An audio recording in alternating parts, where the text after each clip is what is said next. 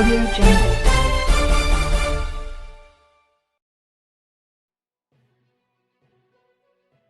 Salam sejahtera, berita hari ini dipetik dari Utusan Malaysia.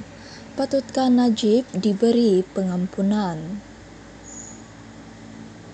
Di awal tahun 1970-an, Datuk Harun Idris, Menteri Besar Selangor, dituduh menerima rasuah berjumlah RM250,000 bertuduhan dengan jelas mengatakan wang itu diterima untuk UMNO.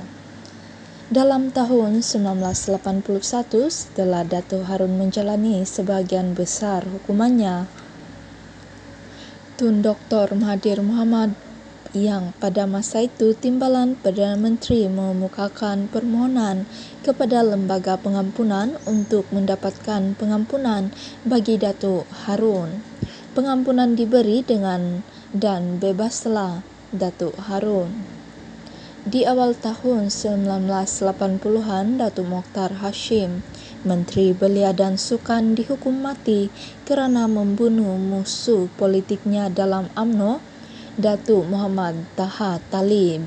Setelah berada dalam penjara beberapa lama, beliau diberi pengampunan dengan menggantikan hukuman mati dengan hukuman penjara. Apabila tamat temponya, keluarlah beliau untuk menjalani penghidupannya sebagai seorang awam. Kedua-dua kes ini menunjukkan cara tradisi pengampunan dilakukan. Yang menukarnya adalah kes pengampunan Datuk Seri Anwar Ibrahim. Pembaruan itu dibuat oleh Dr. Mahathir setelah menjadi Perdana Menteri Kerajaan Pakatan Harapan. Anehnya, beliau adalah orang yang bertanggungjawab memulakan pendakwaan terhadap Anwar dalam kes liwat pertamanya. Asas bagi mendapat pengampunan kepada Anwar itu hanya politik. Melalui pendakwaan kes liwat pertama terhadap Anwar, Dr. Mahathir tidak mahu Anwar menjadi Perdana Menteri. Dengan menghendaki Anwar diampun bagi kesalahan liwatnya yang kedua, Dr. Mahathir hendak menunaikan janjinya kepada Anwar untuk mendapat Anwar menyertainya mengalahkan BN dan menjatuhkan Datuk Seri Najib Tun Razak dan memenjarakannya kerana kesalahan berkaitan kes 1MDB. Apabila PH menang PRU14 dan Dr. Mahathir menjadi Perdana Menteri, beliau pun menghadap Yang di-Pertuan Agong untuk memohon pengampunan kepada Anwar. YDPA pada masa itu menzahirkan perkenan baginda menerima Anwar menghadap, memaklumkan beliau bahawa beliau diampun kerana ketidakadilan telah dilakukan terhadapnya. Semua ini berlaku sebelum majlis pengampunan bersidang. Itu adalah satu kesilapan. Jadi, orang yang menjadikan YDP dan Lembaga Pengampunan sebagai alat untuk membebaskan pemimpin politik yang melakukan kesalahan jenayah dan sedang menjalani hukuman penjara apabila partinya atau parti gabungannya menang pilihan raya umum ialah Dr. Mahathir.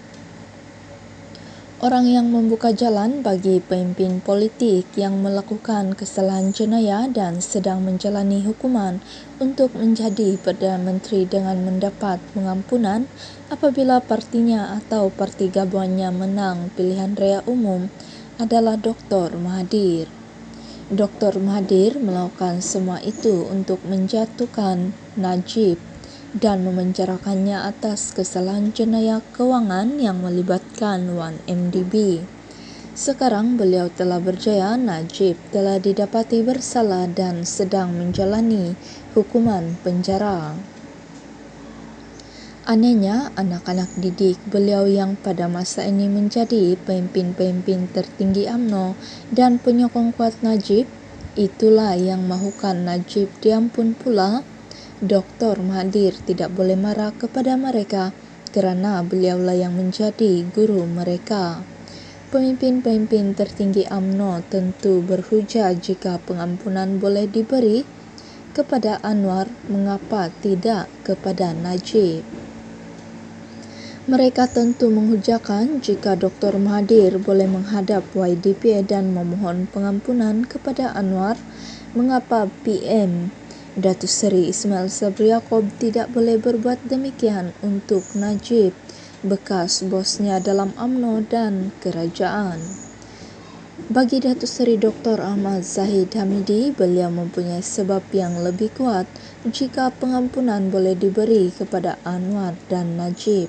Mengapa tidak kepada beliau, Presiden UMNO, jika beliau didapati bersalah sedangkan sudah ada 2 presiden sebelumnya? Soalannya, patutkah pengampunan diberi kepada Najib? Perlembagaan tidak menyatakan atas alasan apa pengampunan patut diberi. 2 contoh pertama menunjukkan amalan tradisi.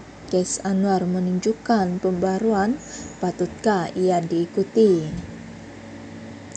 Jika ucapan-ucapan di Majlis Taklimat Presiden UMNO di Dewan Merdeka pada 27 Ogos 2022 itu mencerminkan alasan-alasan mengapa Najib patut diberi pengampunan, ia boleh disimpulkan di bawah tajuk ketidakadilan perbicaraan kes Najib. Perbicaraan itu telah dikritik atas 5 sebab. Pertama, keputusan mahkamah tidak mengikuti keterangan. Kedua, keengganan Mahkamah Persekutuan membenarkan permohonan penangguhan oleh Peguam Baharu Najib untuk mengkaji rekod rayuan. Ketiga, keengganan Mahkamah Persekutuan membenarkan permohonan Najib memasukkan keterangan baharu mengenai penglibatan Hakim Datuk Muhammad Nazlan dalam kes itu. Keempat, pelantikan Peguam Negara, Ketua Pesuruhjaya SPRM, Ketua Hakim Negara dan Hakim-Hakim dicatur oleh Perdana Menteri. Kelima, penolakan permohonan supaya Tun Tengku Maimun Tuan Mat menarik diri kerana kenyataan yang dimuat naikkan oleh suaminya dalam Facebooknya pada 11 Mei 2018 dan suratnya kepada Majlis Peguam bahawa beliau tiada bantahan jika peguam-peguam akan memohon penangguhan untuk menghadiri acara Walk of Justice pada 17 Jun 2022 yang berkaitan dengan Muhammad Nazlan. Mengenai alasan pertama dalam sistem kehakiman dan perundangan mana sekalipun keputusan sesuatu kes dibuat oleh mahkamah dan kata putus diberi oleh mahkamah yang paling tinggi. Kata putus perlu ada, jika tidak ia tidak akan berkesudahan. Hakim-hakimlah orang yang membaca dan mendengar keterangan, hujah-hujah pendakwa dan peguam bela, menganalisisnya, membuat keputusan dan menulis alasan penghakiman. Mereka terlatih dan mempunyai pengalaman dan sepatutnya jujur, bebas dan adil dalam menjalankan tugas mereka.